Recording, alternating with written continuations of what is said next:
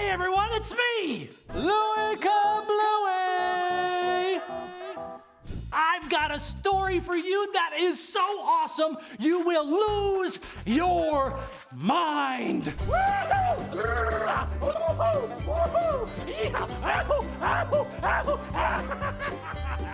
Here's what you need to know. God promised this group of people called the Israelites that they would live in the beautiful land of Canaan. When they got to the border of Canaan, their leader, hi, I'm Joshua, sent 2 spies into the city of Jericho to, just to look around and see what was up. And the spies met a woman, hi, I'm Rahab, who told them that her people were afraid of the Israelites because they knew how God had been taking care of the Israelites. Specifically, he caused them to defeat all their enemies. Run away! Run away! And don't come back! When the spies told Joshua what Rahab said, it was very clear that God was making a way for them to enter into the promised land of Canaan. But first, there was a little matter of a river. The Jordan River was over 120 miles long. It was so full that the parts of it were flooding the land all around it, and it was between the Israelites and Jericho, which means there was no way to get across. What about a people catapult? There was no safe way to get across. Why don't we wait until flood season is over? Fine, there was no good way to get across.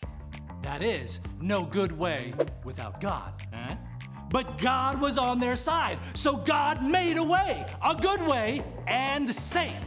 See, there was this huge box called the Ark of the Covenant, and it was special because it represented God's presence. It was so special that it could only be carried by certain priests, and God had instructions for them. All right, priest, now this is gonna sound a little bit strange, but God wants you to carry the Ark of the Covenant, right into the Jordan River. It's pretty deep. Are you sure? Do you remember how God has been taking care of us for over 400 years and stuff? Yeah.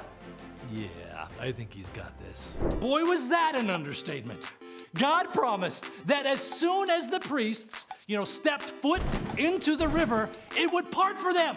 And all the people could just, walk across on dry land. And sure enough, as soon as the priests, stepped their foot into the water stopped flowing and it piled up, but way upstream. And the priests held the ark in the dry riverbed as the whole nation of Israel just crossed on dry ground. Whoa, deja vu. Deja very vu. This wasn't the first time God held back the waters for his chosen people. Years before, he parted the Red Sea so that their ancestors could escape slavery in Egypt. And now, he parted the waters again to lead this new generation into the land that he had promised them. Whoa! This was a big deal. So to remember what God had done, Joshua gave them another assignment. Gather 12 large stones from the riverbed, 1 for each tribe, and we will build an altar. These tribes were kind of like the 12 major families that made up all the Israelites. So this altar would be a project for every single one of them. It would stand as a reminder to their kids and grandkids and great-grandkids and great-great-grandkids and great-great-great-great-great. You get the idea. It would be a reminder of how God led them across the Jordan River.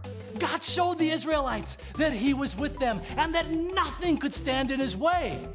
Phew! I love this story so much because it's a reminder for you and me that God can make a way through anything. Pretty awesome story, right? You now have permission to lose your mind.